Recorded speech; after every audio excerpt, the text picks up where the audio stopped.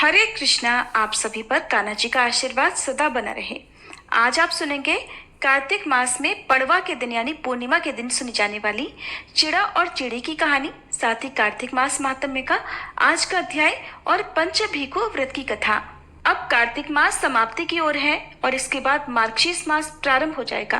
कार्तिक मास में जिन भी भक्तों ने पूरे महीने के उपवास रखे हैं या फिर अंतिम 5 दिनों तक जो कि पंचभीखु व्रत कहलाते हैं व्रत रखे हैं, तो किस तरह से आपको उद्यापन करना चाहिए इसके बारे में आपको अपनी अगली वीडियो में बताऊंगी।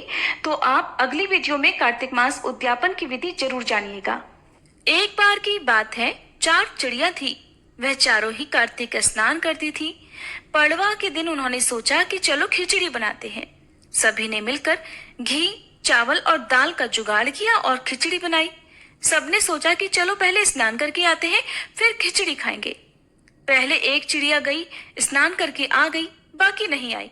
अब जो पहली चिड़िया आई उसे बहुत जोर से भूख लगी थी, तो उसने खिचड़ी की भाप खा ली। थोड़ी देर के बाद दूसरी चिड़िया आई, तो उसे भी जोर से भूख लगी हुई थी। उसने खिचड़ी का पानी पी लिया। तीसरी ने आकर खिचड़ी खा ली, तो चौथी ने खिचड़ी की खुरचन खा ली और खाने के बाद कुछ समय बाद वे चारों मर गई। अब जिस चिड़िया ने भाप खाई थी वह राजा के घर राजकुमारी के रूप में पैदा हुई। जिस चिड़िया ने खिचड़ी का पानी पिया था वह कुम्हार के घर पैदा हुई। जिसने खिचड़ी खाई उसने ब्राह्मण के घर में जन्म लिया और जिसने खुरचन खाई उसने हथिनी के रूप में जन्म लिया। कुम्हार की लड़की राजा के यहाँ दासी बन गई। ब्राह्मण की लड़की राजकुमारी की सहेली बन गई। हथिनी भी राजा के यहाँ ही आ गई। राजकुमारी बनी चिड़िया को अपने पिछले जन्म की सभी बातें याद थी। जब राजकुमारी का विवाह हुआ तो उसने राजा से कहा कि मैं अपने साथ इस दासी और अपनी सहेली को भी ससुराल ले जाऊंगी। तो राजा ने कहा ठीक है, ले जाना। राजकुमारी फिर भी नहीं गई तो राजा ने पूछा अब क्या हुआ। तब उसने कहा कि मेरे साथ इस हथिनी को भी भेज दो, लेकिन हथिनी जाने को उठी ही नहीं। तब राजकुमारी ने उसके कान में उसके पिछले जन्म की सारी बातें कह सुनाई, जिसे सुनकर हथिनी उठ गई। राजा ये सब देख रहा था। देखकर उसे बहुत क्रोध आया, तो उसने तलवार निकालकर राजकुमारी से कहा कि सच बता तू है कौन, नहीं तो मैं तेरा सिर काट दूंगा। राजकुमारी ने तब राजा को सभी बातें सच सच बता दी। पिछले जन्म की सभी बातें सुनकर राजा बोला कि अगर कार्तिक स्नान का इतना महत्व है तब तो हम भी जोड़े से कार्तिक स्नान करके दान पुण्य किया करेंगे। तब से राजा और रानी हर साल कार्तिक स्नान करने लगे। इस कहानी को कार्तिक पूर्णिमा के दिन यानी कि पड़वा के दिन कहते और सुनते हैं। इस दिन आटे से घर बनाते हैं और आटे के चिड़ा चिड़ी बनाकर घर के बीचों बीच रख देते हैं। उन्हें वस्त्र पहनाते हैं और आटे के घर में घर का सारा सामान रखते हैं। चिड़ा और चिड़ी को खील बताशों का भोग लगाते हैं और इस दिन खिचड़ी बनाते हैं। खिचड़ी के साथ में घी, मूली और आम का अचार रखकर ठाकुर जी को भी भोग लगाकर फिर बाद में खुद भी प्रसाद रूप में ग्रहण करती हैं। अब सुनिए आज का कार्तिक मास महात्म्य। एक समय महाराज पृथु ने देवर्षि नारद से पूछा, देवर्षि, मैंने सुना है कि जय और विजय भी भगवान विष्णु के द्वारपाल हैं। उन्होंने अपने पूर्व जन्म में ऐसा कौन सा पुण्य किया था कि जिससे भगवान के समान रूप धारण करके वे वैकुंठ धाम के द्वारपाल हुए। तब देवर्षि कहने लगे, हे राजन, पूर्व काल में तृणबिंदु की कन्या देवहूति के गर्भ से महर्षि कर्दम की दृष्टि मात्र से 2 पुत्र उत्पन्न हुए। उनमें से बड़े का नाम जय और छोटे का नाम विजय हुआ। बाद में उसी देवहूति के गर्भ से योग धर्म के जानने वाले भगवान कपिल उत्पन्न हुए। जय और विजय सदा भगवान की भक्ति में लीन रहा करते थे। वे नित्य अष्टाक्षर मंत्र का जप और वैष्णव व्रतों का पालन करते थे। एक समय राजा मरुत ने उन दोनों को अपने यज्ञ में बुलाया। वहां जय ब्रह्मा बनाए गए और विजय आचार्य। उन्होंने यज्ञ की संपूर्ण विधि पूर्ण की। यज्ञ के अंत में अभवृत स्थान के बाद राजा मरुत ने उन दोनों को बहुत सारा धन दिया। धन लेकर दोनों भाई अपने आश्रम में गए। वहां उस धन का बंटवारा करते समय दोनों में परस्पर विवाद हो गया। जय ने कहा कि इस धन को बराबर बराबर बांट लिया जाए। विजय का कहना था कि नहीं, जिसको जो मिला है वो उसी के पास रहे। तब जय ने क्रोध में आकर लोभी विजय को श्राप दे डाला कि तुम ग्रहण करके देते नहीं हो, इसलिए ग्राह अर्थात मगरमच्छ हो जाओ। जय के श्राप को सुनकर विजय ने भी उसे श्राप दे दिया कि तुमने घमंड से भ्रांत होकर श्राप दिया है, इसलिए तुम मातंग अर्थात हाथी की योनि में जाओ। फिर उन्होंने भगवान से शाप निवृत्ति के लिए प्रार्थना की। श्री भगवान कहने लगे कि तुम दोनों ही मेरे भक्त हो, तुम्हारा ये वचन तो कभी असत्य नहीं होगा। तुम दोनों अपने ही द्वारा दिए गए इन श्रापों को भोग कर फिर बाद में मेरे धाम को प्राप्त हो जाओगे। ऐसा कहकर भगवान विष्णु अंतर ध्यान हो गए। तदंतर वे दोनों गंडकी नदी के तट पर ग्रह और गज हो गए। उस योनि में भी उन्हें पूर्व जन्म का स्मरण बना रहा और वे भगवान विष्णु के व्रत में लीन रहे। किसी समय वह गजराज कार्तिक मास में स्नान के लिए गंड नदी में गया तो उस समय ग्रह ने श्राप के कारण को स्मरण करते हुए उस गज को पकड़ लिया। ग्रह अर्थात मगरमच्छ से पकड़े जाने पर गजराज ने भगवान नारायण का स्मरण किया। तभी भगवान विष्णु शंख चक्र और गदा धारण किए वहां प्रकट हो गए। उन्होंने चक्र चलाकर ग्रह और गजराज का उद्धार किया और उन्हें अपने ही जैसा रूप देकर बैकुंठ धाम को ले गए। तब से वह स्थान हरि क्षेत्र के नाम से प्रसिद्ध है। वे ही दोनों विश्वविख्यात जय और विजय हैं जो भगवान विष्णु के द्वारपाल हुए हैं। हे राजन, अब ईर्ष्या और द्वेष का त्याग करके सदैव भगवान विष्णु के व्रत में लीन रहना चाहिए, समदर्शी बनना चाहिए। कार्तिक, माघ और वैशाख के महीने में सदैव प्रातःकाल स्नान करना चाहिए। एकादशी व्रत के पालन में स्थिर रहना चाहिए। तुलसी जी के बगीचे की रक्षा करनी चाहिए। ऐसा करने से तुम भी शरीर का अंत होने पर भगवान विष्णु के परम पद को प्राप्त हो जाओगे। भगवान विष्णु को संतुष्ट करने वाले तुम्हारे इस व्रत से बढ़कर न यज्ञ है, न दान है और न ही तीर्थ है। देवर्षि नारद ने कहा, हे राजन, धर्मदत्त को इस प्रकार उपदेश देकर वे दोनों विमानचारी पार्षद उस कलह के साथ बैकुंठ धाम को चले गए। धर्मदत्त जीवन भर भगवान के व्रत में स्थिर रहे और देहावसान के बाद उन्होंने अपनी दोनों पत्नियों के साथ बैकुंठ धाम की प्राप्ति कर ली। राजा पृथु ने कहा, हे देवर्षि, आपने कलह द्वारा मुक्ति पाए जाने का वृतांत मुझसे कहा जिसे मैंने ध्यान पूर्वक सुना। हे देवर्षि, ये काम उन दो नदियों के प्रभाव से हुआ था। कृपया ये मुझे बताने की कृपा कीजिए। नारद जी बोले, हे राजन, कृष्णा नदी साक्षात भगवान श्री कृष्ण महाराज का शरीर और वेणी नामक नदी भगवान शंकर का शरीर है। इन दोनों नदियों के संगम का महात्म्य श्री ब्रह्मा जी भी वर्णन करने में समर्थ नहीं है। फिर भी क्योंकि आपने प्रश्न पूछा है, इसलिए आपको इनकी उत्पत्ति का वृतांत सुनाता हूँ, ध्यान पूर्वक सुनिए। चक्षु मनवंतर के आरंभ में ब्रह्मा जी ने सही पर्वत के शिखर पर यज्ञ करने का निश्चय किया। वह भगवान विष्णु, भगवान शंकर और समस्त देवताओं सहित यज्ञ की सामग्री लेकर उस पर्वत के शिखर पर गए। महर्षि भृगु आदि ऋषियों ने ब्रह्म मुहूर्त में उन्हें दीक्षा देने का विचार किया। फिर भगवान विष्णु ने ब्रह्मा जी की भार्या त्वरा को बुलाया। वह बड़ी धीमी गति से आ रही थी। इसी बीच में भृगु जी ने भगवान विष्णु से पूछा कि हे प्रभु, आपने त्वरा को शीघ्रता से बुलवाया था, फिर भी वह क्यों नहीं आई? तब तक तो ब्रह्म मुहूर्त का समय भी निकल जाएगा। तब भगवान विष्णु बोले कि अगर त्वरा यथा समय यहाँ नहीं आती है तो आप गायत्री को ही स्त्री मानकर दीक्षा विधान कर दीजिएगा। क्या गायत्री पुण्य कर्म में ब्रह्मा जी की स्त्री नहीं हो सकती? नारद जी ने कहा, हे राजन, भगवान विष्णु की इस बात का समर्थन भगवान शंकर ने भी किया। ये बात सुनकर भृगु जी ने गायत्री जी को ही ब्रह्मा जी के दाईं ओर बिठाकर दीक्षा विधान आरंभ कर दिया। जिस समय ऋषि मंडल गायत्री जी को दीक्षा देने लगा, उसी समय त्वरा भी यज्ञ मंडल में आ पहुंची। ब्रह्मा जी के दाईं ओर गायत्री जी को बैठा देखकर ईर्ष्या से कुपित होकर त्वरा बोली कि जहां अपूज्यों की पूजा और पूज्यों की अप्रतिष्ठा अर्थात अपमान होता है, वहां पर दुर्भिक्ष, मृत्यु और भय तीनों अवश्य ही हुआ करते हैं। ये गायत्री ब्रह्मा जी की दाईं ओर मेरे स्थान पर विराजमान हुई है, इसलिए यह अदृश्य बहने वाली नदी होगी। आप सभी देवताओं ने बिना विचारे इसे मेरे स्थान पर बिठाया है, इसलिए आप सभी जड़ रूप नदियां हो जाएंगे। नारद जी राजा पृथु से बोले, राजन, इस प्रकार त्वरा के श्राप को सुनकर गायत्री जी क्रोध से आग बबूला होकर अपने होठ चबाने लगी। देवताओं के मना करने पर भी उन्होंने उठकर त्वरा को श्राप दे डाला। गायत्री बोली, त्वरा, जिस प्रकार ब्रह्मा जी तुम्हारे पति हैं, उसी प्रकार मेरे भी पति हैं। तुमने तो व्यर्थ ही श्राप दे डाला है, इसलिए तुम भी नदी हो जाओ।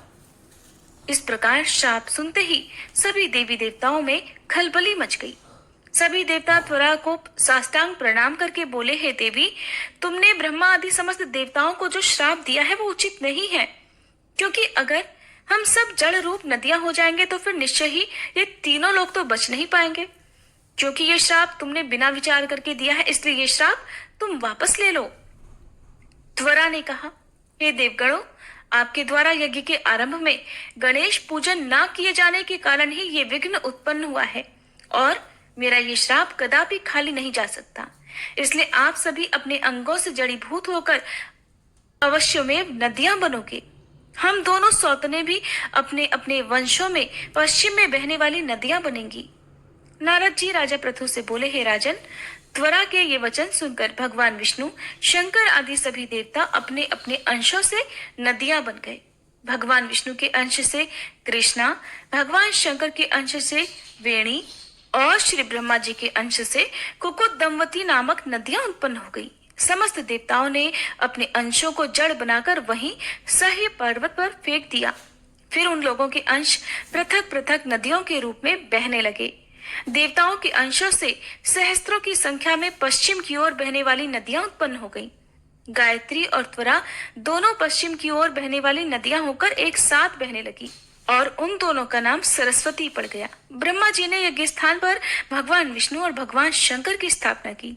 दोनों देवता महाबल और अतिबल के नाम से प्रसिद्ध हुए। हे राजन, कृष्णा और वेणी नदी की उत्पत्ति का यह वर्णन जो भी मनुष्य सुनेगा या सुनाएगा, उसे नदियों के दर्शन और स्नान का पूर्ण फल प्राप्त हो जाएगा। हरे कृष्णा। आज के अध्याय में बस इतना ही। अब सुनिए पंच भिखु व्रत कथा। एक बार किसी गांव में एक साहूकार था और उसके एक बेटा और बहू भी थे। बहू कार्तिक माह में रोज सवेरे उठकर गंगा स्नान के लिए जाती थी। सुबह जल्दी जाते समय वह किसी भी पराये पुरुष का मुंह नहीं देखती थी। एक राजा का बेटा भी सुबह सवेरे गंगा स्नान के लिए जाता था और वह हैरान होता कि मैं इतनी जल्दी उठता हूँ स्नान के लिए, लेकिन कोई है जो मुझसे भी जल्दी उठकर स्नान कर लेता है। कार्तिक माह के 5 दिन बचे थे कि एक दिन साहूकार की बहू तो स्नान करके वापस जा रही थी और उसी समय राजा का बेटा स्नान करने के लिए नदी के किनारे आ रहा था। आवाज सुनकर बहू जल्दी जल्दी जाने लगी, लेकिन जल्दबाजी में उसकी माला मोजड़ी छूट गई। राजा के बेटे ने बहू की माला मोजड़ी उठा ली और सोचने लगा कि जिस स्त्री की ये माला मोजड़ी इतनी सुंदर है, वह स्त्री खुद कितनी सुंदर होगी। उसने पूरे गांव में घोषणा करवा दी कि जिसकी ये माला मोजड़ी है वह 5 रात मेरे पास आएगी। जल्दी ही राजकुमार को पता चल गया कि ये तो साहूकार की बहू की माला मोजड़ी है। जब बहू को ये बात पता चली तो साहूकार के बेटे की बहू ने कहलवा दिया कि मैं 5 रात आऊंगी, लेकिन किसी को साख भरने बिठा देना। राजा के बेटे ने एक तोते को पिंजरे में बंद करके गंगा किनारे पेड़ पर टांग दिया।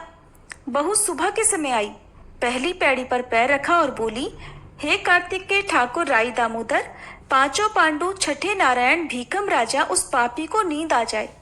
राजा के बेटे को नींद आ गई। बहू नहा धोकर चलने लगी तो तोते से जाते जाते बोली, सुआ सुआ तेरे गल डालूंगी हीरा, मेरी साख भरी। सुआ सुआ तेरे पग घालूंगी नेवर, साख भरियो मेरे देवर। सुआ ने कहा, ठीक है भाभी, मैं तेरी साख रखूंगा। वो तो कहकर चली गई।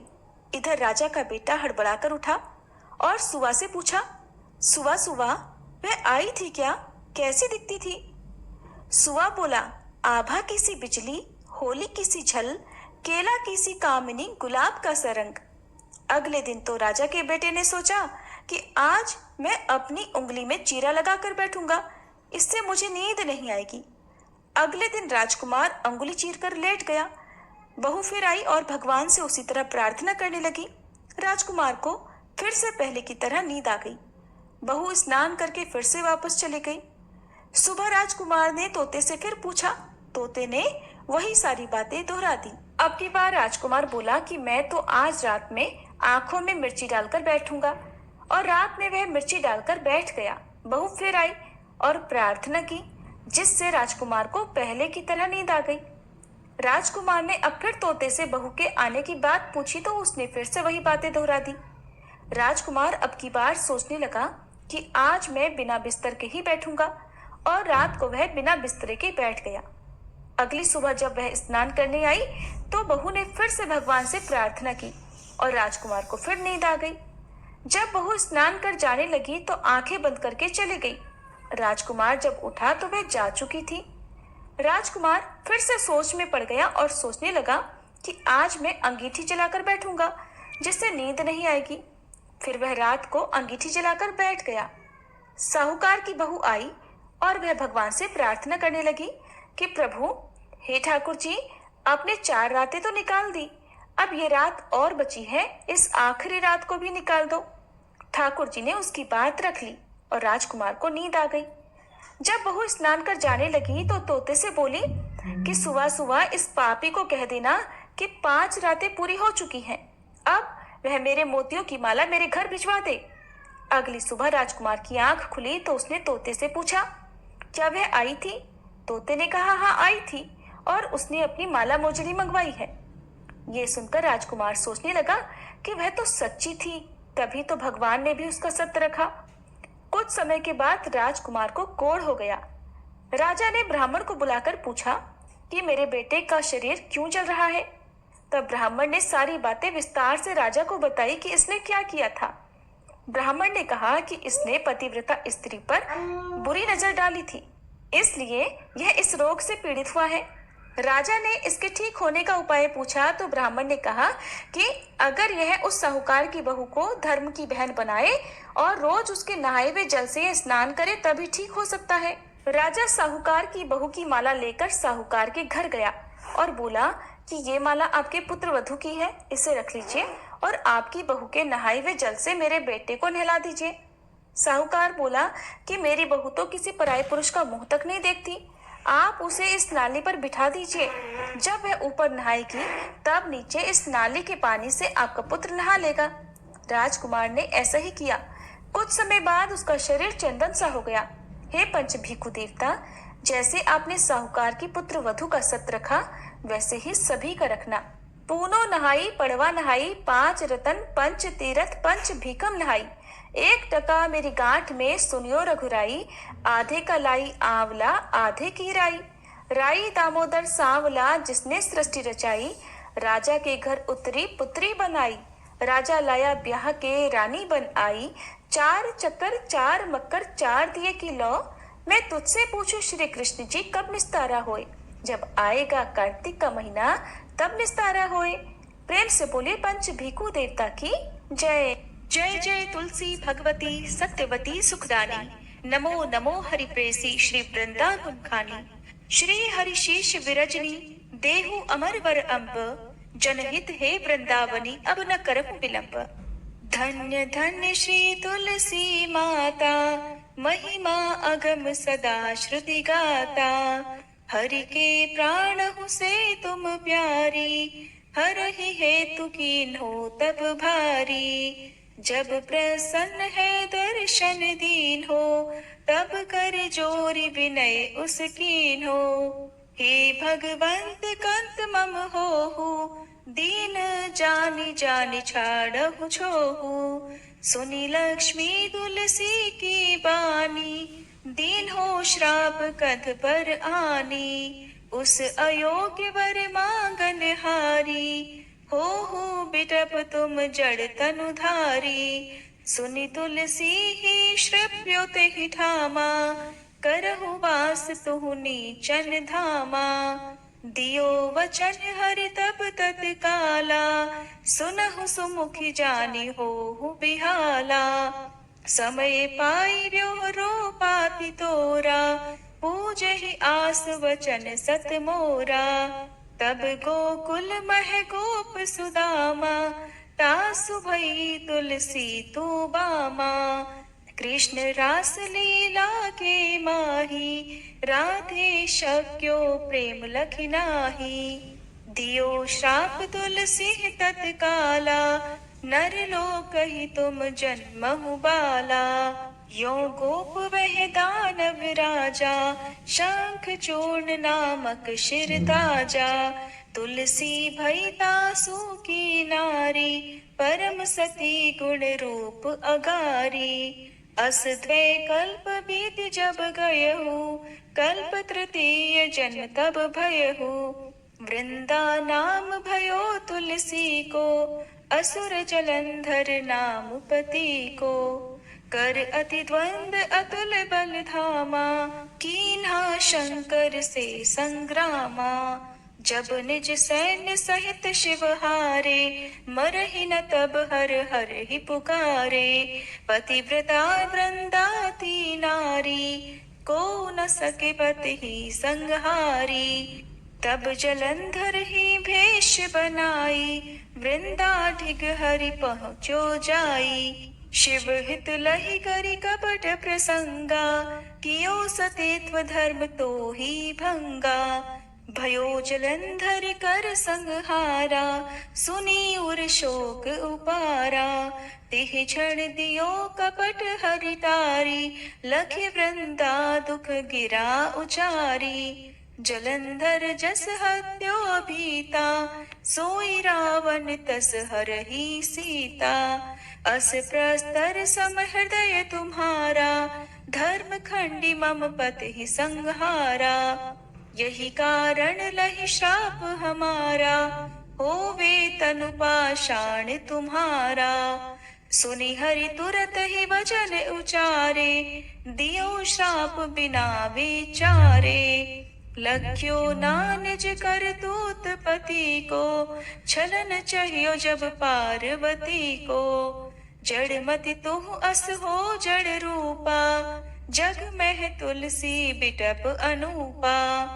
धग्व रूप हम शाली ग्रामा, नदी गंडकी बीच ललामा। जो तुलसी दल हम ही चढ़ई है, सब सुख भोग परम पद पई है। बिनु तुलसी हरि जलत शरीरा, अतिशय उठत शीश उर पीरा। जो तुलसी दल हरि शिर धारत, सो सहस्त्र घट अमृत डारत। तुलसी हरि मन रंजनिहारी, रोग दोष दुख भंजनिहारी। प्रेम सहित हरि भजन निरंतर, तुलसी राधा में नाही अंतर। व्यंजन हो 56 प्रकारा, बिन तुलसी दल ना हरहि प्यारा। सकल तीर्थ तुलसी तरु छाही, लहत मुक्ति जन संशय नाही। कवि सुंदर इक हरि गुण गावत, तुलसी निकट सहस गुण पावत। बसत निकट दुर्वासा धामा, जो प्रयास ते पूर्व ललामा। पाठ करहि जो नित नर नारी, हो ही सुख भाषहि त्रिपुरारी। तुलसी चालीसा पढ़ी तुलसी तरु गृहधारी, दीप दान करी पुत्र फल पावहि बंध्यु नारी। सकल दुख दरिद्र हरिहार वै परम प्रसन्न, आशय धन जन लड़हि कर बसहि पूर्णा अत्र। लाही अभिमत बल जगत, मह लाही पूर्ण सब काम। जे दल अर्पहि तुलसी, तह सहस बसहि हरि राम। तुलसी महिमा नाम लख, तुलसी सूत सुख राम। मानस 40 रच्यो, जग मह तुलसीदास। प्रेम से बोलिए तुलसी महारानी की जय। तुलसी महारानी नमो नमो, हरि की बट रानी नमो नमो। तुलसी महारानी नमो नमो, धन तुलसी पूरण तप कीनो। शालिग्राम बनी बट रानी नमो नमो। तुलसी महारानी नमो नमो, हर की बट रानी नमो नमो। जाके पत्र मंजरी कोमल, श्रीपति कमल चरण लपटानी नमो नमो। तुलसी महारानी नमो नमो, हरि की पट रानी नमो नमो। कौन महीने बोई रानी तुलसा, कौन महीने हुई हरियाली नमो नमो। तुलसी महारानी नमो नमो, हरि की पट रानी नमो नमो। कौन महीने हुई तेरी पूजा, कौन महीने हुई पट रानी नमो नमो। तुलसी महारानी नमो नमो। आषाढ़ मास में बोई रानी तुलसा, सावन महीने हुई हरियाली, नमो नमो तुलसी महारानी, नमो नमो हरि की पटरानी, नमो नमो। कार्तिक मास में हुई तेरी पूजा, मंगसिर मास हुई पटरानी, नमो नमो तुलसी महारानी, नमो नमो हर की पटरानी, नमो नमो। धूप दीप नैवेद्य आरती, पुष्पन की वर्षा बरसानी, नमो नमो तुलसी महारानी, नमो नमो हर की पटरानी, नमो नमो। 56 भोग 36 व्यंजन, बिन तुलसी हरि एक न मानी, नमो नमो तुलसी महारानी, नमो नमो हरि की पटरानी, नमो नमो। जो तुलसी को सवेरे गाए, श्री कृष्ण के दर्शन पाए, नमो नमो तुलसी महारानी, नमो नमो हर की पटरानी, नमो नमो। जो तुलसी को दोपहर गाए, खीर खांड का भोग लगाए, नमो नमो तुलसी महारानी, नमो नमो हर की पटरानी, नमो नमो। जो तुलसी को सांझ को गाए, श्री कृष्ण की आरती उतारे, नमो नमो तुलसी महारानी, नमो नमो हर की पटरानी, नमो नमो। जो तुलसी को रात को गाए, श्री कृष्ण के चरण दबाए, नमो नमो तुलसी महारानी, नमो नमो हर की पटरानी, नमो नमो। सब सखी मैया तेरो यश गावे, भक्ति दान दी जय महारानी, नमो नमो तुलसी महारानी, नमो नमो हर की पटरानी, नमो नमो तुलसी महारानी, नमो नमो हर की पटरानी, नमो नमो।